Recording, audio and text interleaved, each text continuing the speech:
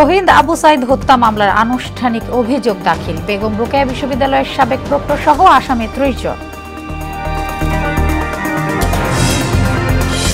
এনবিআরে অচলাবস্থার অবসান, কাজে ফিরলেন কর্মকর্তারা। বন্দরগুলোতে কর্মযজ্ঞ শুরু, কাটছে কন্টেইনার জট।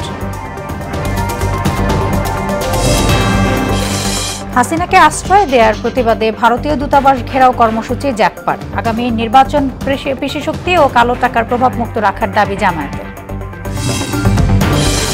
এবং দক্ষিণাঞ্চলে ডেঙ্গুর ভয়াবহ প্রকোপ, ঘরে ঘরে মিলছে এডিসের লার্ভা। সচেতন না হলে পরিস্থিতি নিয়ন্ত্রণ অসম্ভব বলছেন বিশেষজ্ঞরা।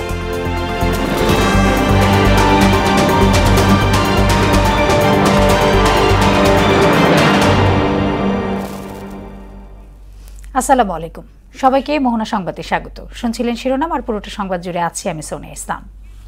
এবারে বিস্তারিত।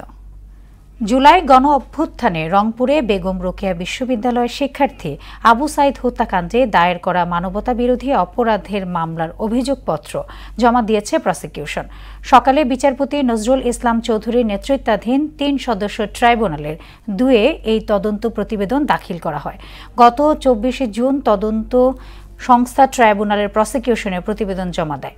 প্রতিবেদনে বলা হয়েছে, আবু সাইদ হত্যাকাণ্ডে মোট 30 জনের সম্পৃক্ততা পাওয়া গেছে। এর আগে গত 15 জুলাই গণ অভ্যুত্থানে রংপুরে বেগম রোকেয়া বিশ্ববিদ্যালয়ের ছাত্র আবু সাইদ হত্যা মামলায় আগামী 14 জুলাই তদন্ত প্রতিবেদন দাখিলের নির্দেশ দেন আন্তর্জাতিক অপরাধ ট্রাইব্যুনাল।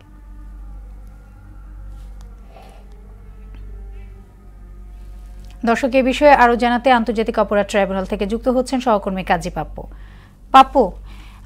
এই মামলায় আজকে তো শুনানি হয়েছে, ট্রাইব্যুনালের সার্বিক বিষয়ে কি তথ্য আছে আপনার কাছে, জানাবেন?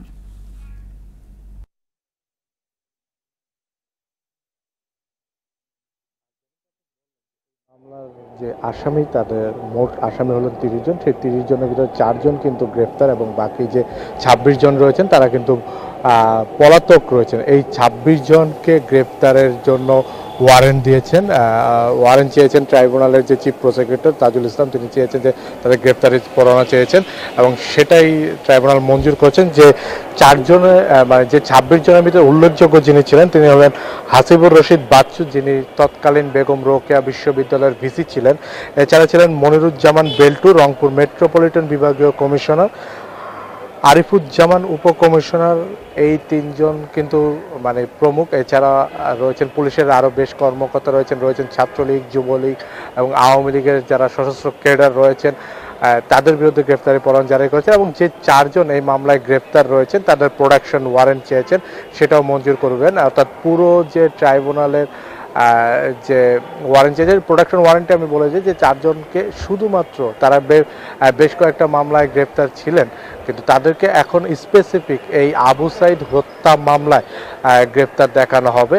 তো আজকে ট্রাইব্যুনালে যে পুরো যে তদন্ত রিপোর্টটি সেটি চার্জশিট হিসেবে দাখিল করা যায় এবং সেটা আমলে নিয়েছেন এবং পরবর্তীতে এই আমলে নেওয়ার পর আসলে বিচার কার্যক্রমের কাজ মানে শুরু হবে। অর্থাৎ যে রংপুরের আবু সাইদই কিন্তু প্রথম এই জুলাই আন্দোলনের শহীদ হয়েছেন, যার মৃত্যুর পরেই আসলে এই আন্দোলনটি বেগবান হয়েছে এবং সরকার পতনের যে আন্দোলনটি সেটা শুরু হয়েছে। অর্থাৎ এই ছিল সোনিয়া আমার কাছ থেকে ট্রাইব্যুনালের সর্বশেষ। পাপ্পু, আপনাকে ধন্যবাদ। আন্দোলন বন্ধ হওয়ায় স্বাভাবিক হয়েছে এনবিআরের কার্যক্রম। আর আন্দোলনকারীদের উপর দিয়ে ঝড় বয়ে গেলেও দুদকের চাপে তারা সরে আসেননি বলে জানান এনবিআর সংস্কার ঐক্য পরিষদের সভাপতি তারেক রিকাবদার। তবে দুদকের মাধ্যমে আন্দোলন দমনের কৌশল নিয়ে কথা বলতে রাজি হননি এনবিআর চেয়ারম্যান। রেজা খানের রিপোর্ট। প্রায় 2 মাস ধরে চলা এনবিআরের আন্দোলন যখন কোনোভাবেই দমন করা যাচ্ছিল না, তখন হঠাৎ রোববার আন্দোলনে সম্পৃক্ত 5 জন সহ 6 কর্মকর্তার অবৈধ সম্পদ অর্জনের তথ্যানুসন্ধান শুরু করে দুদক। এতেই আন্দোলনের বেলুন চুপসে যায়। কর্মসূচি স্থগিত করার ঘোষণা দেয় এনবিআর সংস্কার ঐক্য পরিষদ। দুদকের অনুসন্ধানে নিজেদের দুর্নীতি প্রকাশ হওয়ার ভয়ে তারা এই আন্দোলন থেকে পিছু হটেছে বলে মনে করছেন সচেতন মানুষ। দুর্নীতি যারা করছে হয়তো তাদের বিরুদ্ধে দুদক ব্যবস্থা নিচ্ছে এবং ব্যবস্থা নেওয়ার পরেই তাদের দুর্নীতি প্রকাশ হয়ে যাবে, তার আগে তারা নিজেদের কর্মসূচি প্রত্যাহার করে নিচ্ছে যাতে আর সামনে না যায়। তাদেরকে চাপ দিয়ে হলেও যদি আন্দোলনটা স্থগিত করা যায় আমার দেশের জন্য ভালো, আমাদের জন্য ভালো, আমরা যা গ্রাহক তাদের সবার জন্যই ভালো। দুদক এটা ভালো একটা স্টেপ নিয়েছে হয়তো, এছাড়া তাদের কোনো উপায় ছিল না হয়তো। দুদকের এটা নিয়মিত প্রক্রিয়া, হ্যাঁ প্রক্রিয়ার অংশ হিসেবে এখন যেহেতু একটু লাইমলাইটে আছে এনবিআর, সেজন্য তারা চাচ্ছে যে হ্যাঁ ওকে আমরা কাজ করতেছি, ঠিক আছে। যদিও এনবিআর সংস্কার ঐক্য পরিষদের সভাপতি তারেক রিকাবদার জানান, দুদকের চাপে আন্দোলন স্থগিত করেননি তারা। দুদকে তলব করার পরেই আন্দোলন প্রত্যাহার করা হয় নাই, আপনারা দেখেছেন। এখানে তো চাপের বিষয় না, আমরা এই বিষয়টা জেনেছি আমরা পরে, আপনারা দেখছেন আমাদের উপর দিয়ে কত বড় ঝড় গেছে। আর আন্দোলন স্থগিত হওয়ায় পরিস্থিতি স্বাভাবিক হয়েছে বলে জানান এনবিআর চেয়ারম্যান আব্দুর রহমান খান। সরকার একটা এদেরকে দিয়ে একটা চাপ প্রয়োগ করায় কি এটা করলো কিনা, এটা জনমনে একটা প্রশ্ন স্যার। এটা নিয়ে আমি কথা বলতে চাই না, এটা আমাদের এরিয়া না, এটা সাবজেক্ট না। এসেনশিয়াল সার্ভিস ডিক্লেয়ার করা হয়েছে, পত্র আর কেউ বসে থাকতে পারবে না, মানে অন্য সবাইকে কালকে থেকে শুরু করবে কাজ করা। এদিকে আন্দোলন বন্ধ হওয়ায় কাজে গতি ফিরেছে বলে জানান এনবিআর কর্মকর্তারা। রেজা খান, মোহনা সংবাদ, ঢাকা। এনবিআর কর্মকর্তাদের কর্মবিরতি কর্মসূচি প্রত্যাহারের পর চট্টগ্রাম বন্দর ও অভ্যন্তরীণ কন্টেইনার ডিপো আইসিডির কার্যক্রম পুরোদমে চালু হয়েছে। একই সঙ্গে কাস্টমস কর্মকর্তারা বন্দর ও আইসিডির কর্মস্থলে যোগ দেওয়ার রপ্তানি পণ্যের পরিবহনও পুনরায় শুরু হয়। সকাল থেকে কাস্টমস হাউসে আমদানি রপ্তানি প্রক্রিয়া স্বাভাবিকভাবে চলতে দেখা গেছে। কাস্টমস কর্মকর্তারা জানিয়েছেন, আমদানির মূল্যায়ন ও ছাড়পত্র সহ সব ধরনের প্রক্রিয়া বর্তমানে নির্বিঘ্নে সম্পন্ন হচ্ছে। যেসব অতিরিক্ত কন্টেইনার জমে গিয়েছিল সেগুলো দ্রুত ছাড় করা হবে। দর্শক, এ নিয়ে আরো জানাতে চট্টগ্রাম বন্দর থেকে যোগ দিচ্ছেন সহকর্মী রিয়াজউদ্দিন। রিয়াজ, বন্দরের এই মুহূর্তের পরিস্থিতি কেমন জানাবেন, আর সেই সাথে বিশেষ আমদানি রপ্তানি কার্যক্রমের গতি কেমন দেখছেন সেই তথ্যটাও জানান।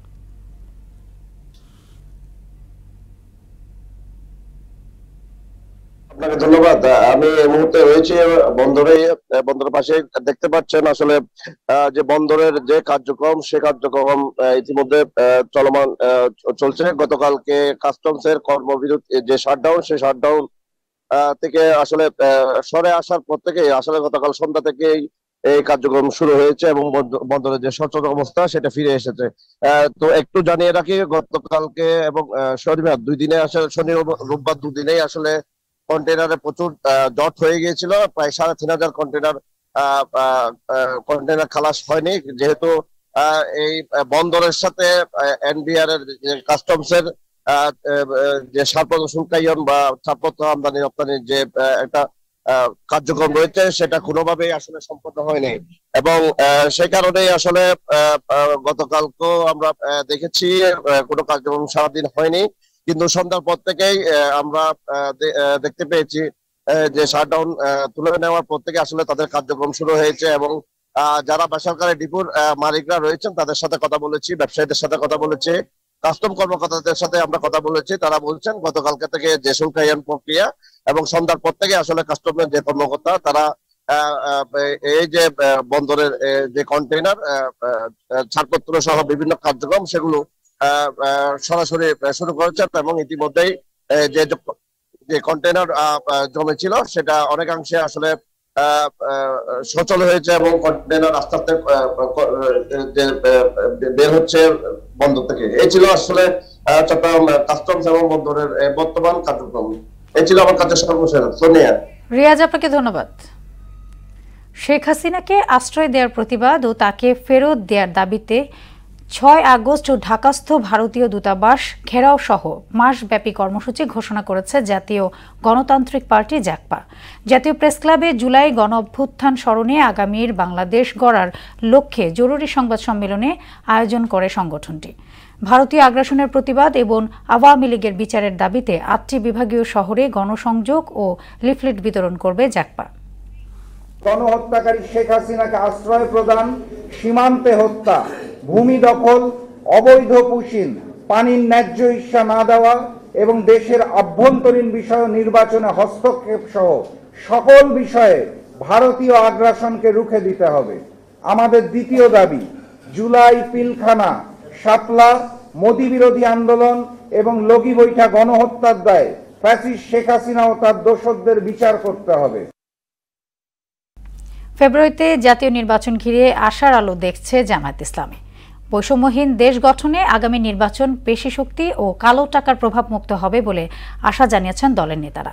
ভোটের প্রস্তুতি, নির্বাচনী জোট ও প্রার্থী মনোনয়ন সহ বিভিন্ন বিষয়ে মোহনা টেলিভিশনের সঙ্গে কথা বলেছেন দলের সহকারী সেক্রেটারি জেনারেল হামিদুর রহমান আজাদ ও ঢাকা মহানগর উত্তরের আমির সেলিম উদ্দিন। ওবায়দুল হক মারুফের প্রতিবেদন। জাতীয় নির্বাচনের দিনক্ষণ নিয়ে সম্প্রতি লন্ডনে তারেক রহমানের সঙ্গে প্রধান উপদেষ্টার বৈঠকের পর দেশে রাজনৈতিক দলগুলোর মধ্যে নির্বাচন কেন্দ্রিক কর্মকাণ্ডে গতি বেড়েছে। নির্বাচনের মাঠে জামায়াতে ইসলামীর প্রস্তুতি, চলমান সংস্কার, বিচার সহ নানা বিষয়ে মোহনা টেলিভিশনকে দলের অবস্থান জানান জামায়াতে ইসলামীর নির্বাহী পরিষদ সদস্য ও ঢাকা মহানগর উত্তরের আমির সেলিম উদ্দিন। আওয়ামী দুঃশাসনকে মোকাবেলা করে যে দলটি আন্দোলন সংগ্রামে নেতৃত্ব দিয়েছে এবং জামায়াত ইসলামী এই দেশ চালাবার জন্য বিভিন্ন সেক্টরে লোক তৈরি করেছে। এই বাংলাদেশে এখন সবচেয়ে বেশি দরকার যে যারা দুর্নীতি থেকে জাতিকে উদ্ধার করতে পারবে, রেহাই দিতে পারবে। জাতীয় সংসদ নির্বাচন ঘিরে দলের প্রস্তুতি, ইসির ভূমিকা সহ নানা বিষয়ে কথা বলেন তিনি। এখন থেকে নির্বাচন কমিশনকে এই ব্যাপারে তার আইন কানুন ঢেলে সাজাইতে হবে, তাদেরকে সোজা হয়ে দাঁড়াইতে হবে, সেরকম সাহসী লোকদেরকে বিভিন্ন জায়গায় দায়িত্ব দিতে হবে, ভালোভাবে অ্যানালাইসিস করতে হবে, চুলচেরা বিশ্লেষণ করতে হবে কোন ফাঁক দিয়া অপতৎপরতাটা হয়, কোন দিক দিয়া ব্যত্যয় ঘটে। ভোটের মাঠে জোট করার বিষয়ে দলের অবস্থান জানান জামায়াতের সহকারী সেক্রেটারি জেনারেল হামিদুর রহমান আজাদ। আমাদের কোন কোন দলের সাথে ইলেকশনের সমঝোতা বা ঐক্য হচ্ছে, সেখানে কারা কোথায় ইলেকশন করবে সেটা চিহ্নিত হবে। সেটা চিহ্নিত হয়েই যখন একটা ঘোষণা আসবে ফাইনালি, সেটা হলো চূড়ান্ত প্রার্থীদের ঘোষণা। এর জন্য আমাদের এই ক্ষেত্রে আমরা উদারভাবে চিন্তা করছি। সংখ্যানুপাতিক পদ্ধতিতে নির্বাচন আয়োজনের ব্যাপারেও কথা বলেন তিনি। যারা যত ভোট সারা দেশের টোটাল সংখ্যায় পাবে তার একটা পার্সেন্টেজের ভিত্তিতে তার আসন সংখ্যা নির্ধারিত হবে, সেটা অবশ্যই দলে ঠিক করবে। আওয়ামী দুঃশাসনের বিরুদ্ধে ছাত্র জনতার রক্তে অর্জিত নতুন বাংলাদেশকে বৈষম্য মুক্ত করতে জামায়াতে ইসলামী দেশ সেবার সুযোগ পাবে বলেও আশা জানান তিনি। জনগণের কল্যাণের স্বার্থে দেশের উন্নয়নে স্বাধীনতা সার্বভৌমত্ব প্রশ্নতে জামাত অনড় এবং আপোষহীন ভূমিকা পালন করছে, সেটাকে জনগণ সমুন্নত রেখে আগামী নির্বাচনে রায় দেবে বলে আমরা আশা করছি। ওবায়দুল হক মারুফ, মোহনা সংবাদ, ঢাকা। বায়ু দূষণ কমাতে বিআরটিএ-কে সঙ্গে নিয়ে পুরনো বাসের বিরুদ্ধে শিগগিরই অভিযান চালানো হবে বলে জানিয়েছেন পরিবেশ উপদেষ্টা সৈয়দা রিজওয়ানা হাসান। সকালে সচিবালয়ে বায়ু দূষণ নিয়ন্ত্রণে চীনা বিশেষজ্ঞ টিমের সঙ্গে মতবিনিময় শেষে তিনি একথা জানান। উপদেষ্টা জানান, বায়ু দূষণ রোধে স্বল্প, মধ্যম ও দীর্ঘ মেয়াদে পরিকল্পনা গ্রহণ করেছে মন্ত্রণালয়। নির্মাণ সামগ্রী পরিবহনে বিশেষ নির্দেশনা দিয়ে তিনি বলেন, বালু পরিবহনের সময় অবশ্যই ঢেকে রাখতে হবে যাতে ধুলাবালি ছড়াতে না পারে। বরগুনায় ঘরে ঘরে মিলছে এডিস মশার লার্ভা। জমে থাকা পানি ও সংরক্ষণ করা বৃষ্টির পানিতে সৃষ্টি হচ্ছে এডিসের লার্ভা। বিশেষজ্ঞরা বলছেন, সচেতন না হলে শুধুমাত্র মশা নিধন করে ডেঙ্গু নিয়ন্ত্রণ শুধু কঠিনই নয়, পুরোপুরি অসম্ভব। এদিকে জেলা স্বাস্থ্য প্রশাসন বলছে, যে বাড়িতে এডিসের লার্ভা পাওয়া যাবে তাদের আনা হবে আইনের আওতায়। সাগর আকনের প্রতিবেদন, জানাচ্ছেন তাহসিন তারিন। আইইডিসিআর এর তথ্য বলছে, চলতি বছর দেশে শনাক্ত ৯,৪৮৪ জন ডেঙ্গু রোগীর মধ্যে বরগুনায় শনাক্ত হয়েছে ২,৮৫৫ জন। দেশে মোট মারা গেছেন ৪১ জন, যার মধ্যে বরগুনায় ২৫ জন। এর মধ্যে বরগুনাকে ডেঙ্গুর হটস্পট ঘোষণা করেছে স্বাস্থ্য মন্ত্রণালয়। ডেঙ্গুর প্রকোপ বাড়ার কারণ অনুসন্ধানে দেখা যায়, সুপেয় পানির সংকট কাটাতে বরগুনা সদর ও পাথরঘাটা উপজেলায় ঘরে ঘরে সংরক্ষণ করা হয়েছে বৃষ্টির পানি। আর এইসব পানিতে তৈরি হয়েছে এডিস মশার লার্ভা। বরগুনা ও পাথরঘাটার পৌর কর্তৃপক্ষ ডেঙ্গু নিধনে কার্যকরী কোনো পদক্ষেপ না নেয়ায় ক্ষোভ প্রকাশ করেছেন স্থানীয়রা। গ্রামাঞ্চলে আসলে ডেঙ্গু নিধনে বা ডেঙ্গুর বিস্তার রোধে এখন পর্যন্ত কার্যকরী ভূমিকা রাখা হয় না। সচেতনতা না থাকার কারণে মানুষজন ডেঙ্গুতে আক্রান্ত হচ্ছে। এদিকে এডিসের লার্ভা নিধনে পৌর কর্তৃপক্ষ কিংবা স্বাস্থ্য বিভাগের দৃশ্যমান কোনো কর্মসূচি না থাকলেও মাঠে দেখা গেছে বিভিন্ন স্বেচ্ছাসেবী সংগঠনের সদস্যদের। মানুষের বাড়ির পাশে পানি জমে আছে, তার মধ্যে মশার লার্ভা, কিন্তু তারা সেটা জানেই না। বরগুনা জেলাব্যাপী যে পরিষ্কার পরিচ্ছন্নতা অভিযান এটা আমাদের চলমান আছে। ডেঙ্গুর প্রকোপ বাড়ার কারণ অনুসন্ধান শেষে IEDCR এর এই কর্মকর্তা বলছেন, সুপেয় পানির সংকট দূর করতে বৃষ্টির পানি সংরক্ষণ করে প্রাণ হারাচ্ছেন এইসব এলাকার বাসিন্দারা। এই লার্ভাগুলোকে এখানকার যারা সাধারণ মানুষ আছেন, জনগণ আছেন, তারা এটাকে পানির পোকা মনে করে সেটাকে খুব একটা গুরুত্ব দিচ্ছেন না, এবং এই পানিটাই কিন্তু তারা দিনের পর দিন এখানে মজুত করে রাখছেন। সিভিল সার্জনের দাবি, নানান সংকটের মধ্যেও সেবা দিয়ে যাচ্ছেন তারা। আমাদের পাথরঘাটা বলেন কিংবা আমতলী অন্যান্য স্বাস্থ্য কমপ্লেক্সগুলোকে নির্দেশনা দেওয়া আছে, তারা তাদের সক্ষমতার সর্বোচ্চটুকু দিয়েই ডেঙ্গি রোগীর চিকিৎসা করবেন। জেলা প্রশাসক বলছেন, পৌর প্রশাসকদের সমন্বয়ে জোরদার করা হবে মশক নিধন কার্যক্রম। পানি সংরক্ষণের সঠিক উপায় অবলম্বন না করলে আনা হবে আইনের আওতায়। কিভাবে এটা রেইনওয়াটার হারভেস্ট করলে এই লার্ভিসাইড থেকে উদ্ধার পাওয়া যাবে সেই বিষয়ে আমরা কিন্তু তাদেরকে যথেষ্ট পরিমাণে সচেতন করার উদ্যোগ নিয়েছি। যদি তারা না শোনে এরপরেও, তাহলে যে আইনগত যে ব্যবস্থা সেই ব্যবস্থা আমরা ছোটখাটো কিন্তু নিচ্ছি। অবিলম্বে মশক নিধনে কার্যকর পদক্ষেপ দেখতে চান স্থানীয়রা। তাহসিন তারিন, মোহনা সংবাদ। মোহনা টেলিভিশনের প্রধান বার্তা সম্পাদক আব্দুর রউফের বাবা আব্দুল হাই মারা গেছেন। হৃদরোগে আক্রান্ত হয়ে ময়মনসিংহ মেডিকেল কলেজ হাসপাতালে মারা যান তিনি। মৃত্যুকালে তার বয়স হয়েছিল 95 বছর। 2 সপ্তাহ আগে আব্দুল হাইকে হাসপাতালে ভর্তি করা হয়। আজ সকালে নিবিড় পরিচর্যা কেন্দ্রে চিকিৎসাধীন অবস্থায় মারা যান তিনি। বাদ আসর জানাজা শেষে দাফন করা হবে আব্দুল হাইকে। সরবরাহে ঘাটতি নেই, তবুও বাড়ছে চালের দাম। কোনো অবস্থাতেই লাগাম টানা যাচ্ছে না। 2 সপ্তাহের ব্যবধানে দিনাজপুরে চালের দাম কেজিতে বেড়েছে 4 থেকে 6 টাকা। অভিযোগ রয়েছে, সুযোগ বুঝে অতিরিক্ত মুনাফার লোভে দাম বাড়াচ্ছে অসাধু ব্যবসায়ীরা। অবৈধ মজুতকারীদের বিরুদ্ধে আইনি ব্যবস্থা গ্রহণের দাবি মিলারদের। সুবল রায়ের প্রতিবেদন, জানাচ্ছেন বুশরাত জাহান। ধান চাল উৎপাদনকারী দেশের অন্যতম জেলা দিনাজপুরে বেড়েছে চালের দাম। 2 সপ্তাহের ব্যবধানে পাইকারি ও খুচরা বাজারে প্রকারভেদে প্রতি কেজির দাম বেড়েছে 4 থেকে 6 টাকা। দিনাজপুরের সবচেয়ে বড় পাইকারি মার্কেট বাহাদুর বাজারে ধানের দাম বৃদ্ধির কারণ দেখিয়ে চালের দাম বাড়িয়ে দিয়েছেন মিল মালিক ও বড় ব্যবসায়ীরা।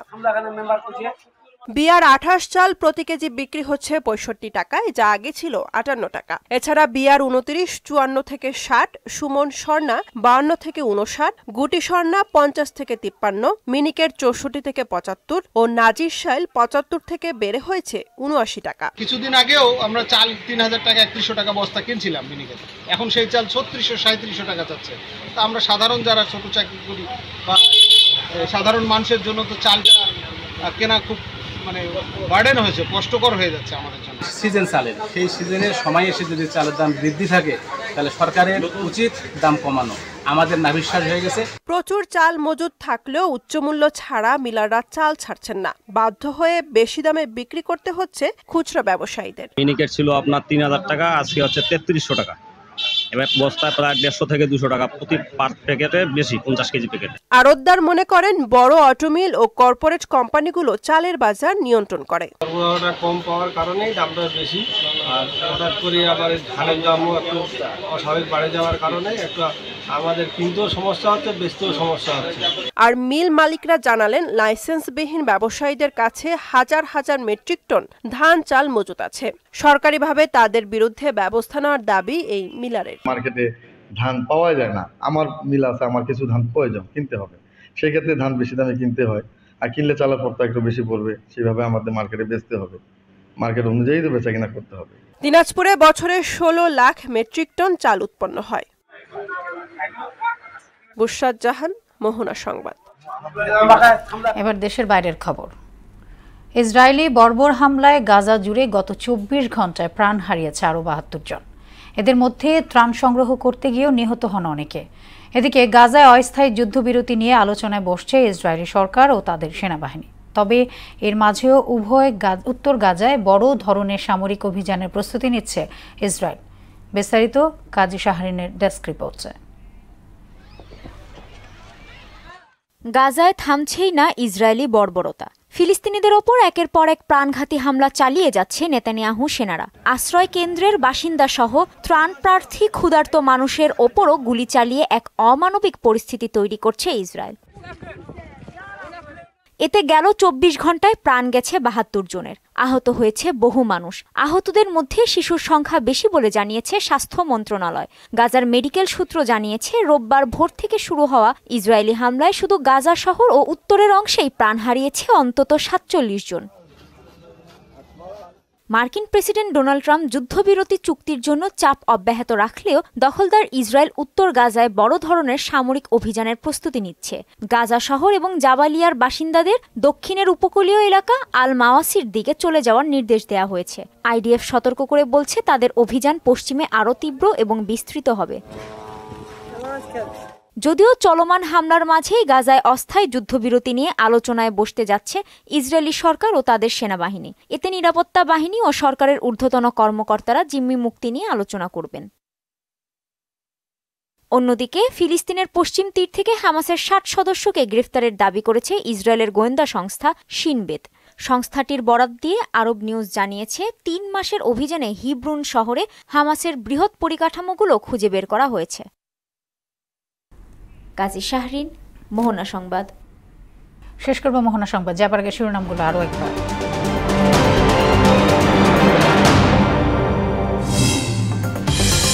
শহীদ আবু সাইদ হত্যা মামলায় আনুষ্ঠানিক অভিযোগ দাখিল। বেগম রোকেয়া বিশ্ববিদ্যালয়ের সাবেক প্রক্টর সহ 30 জন আসামি। 30 জন। এনবিআরে অচলাবস্থার অবসান, কাজে ফিরলেন কর্মকর্তারা। বন্দরগুলোতে কর্মযোগ্য শুরু, কাটছে কন্টেইনার জট। হাসিনাকে আশ্রয় দেওয়ার প্রতিবাদে ভারতীয় দূতাবাস ঘেরাও কর্মসূচি জ্যাকপার। আগামী নির্বাচন পেশিশক্তি ও কালো টাকার প্রভাব মুক্ত রাখার দাবি জামায়াতের। এবং দক্ষিণাঞ্চলে ডেঙ্গুর ভয়াবহ প্রকোপ, ঘরে ঘরে মিলছে এডিসের লার্ভা। সচেতন না হলে পরিস্থিতি নিয়ন্ত্রণ অসম্ভব বলছেন বিশেষজ্ঞরা। এই ছিল মোহনা সংবাদে। পরবর্তী সংবাদ বিকেল 5:30টায়। এর আগে বিকেল 3টায় দেখবেন সংবাদ এক নজরে। মোহনার সবশেষ খবর জানতে ভিজিট করুন www.mona.tv। সংবাদ দেখতে পারেন ফেসবুক, ইউটিউবে। এতক্ষণ সঙ্গে থাকার জন্য ধন্যবাদ সবাইকে।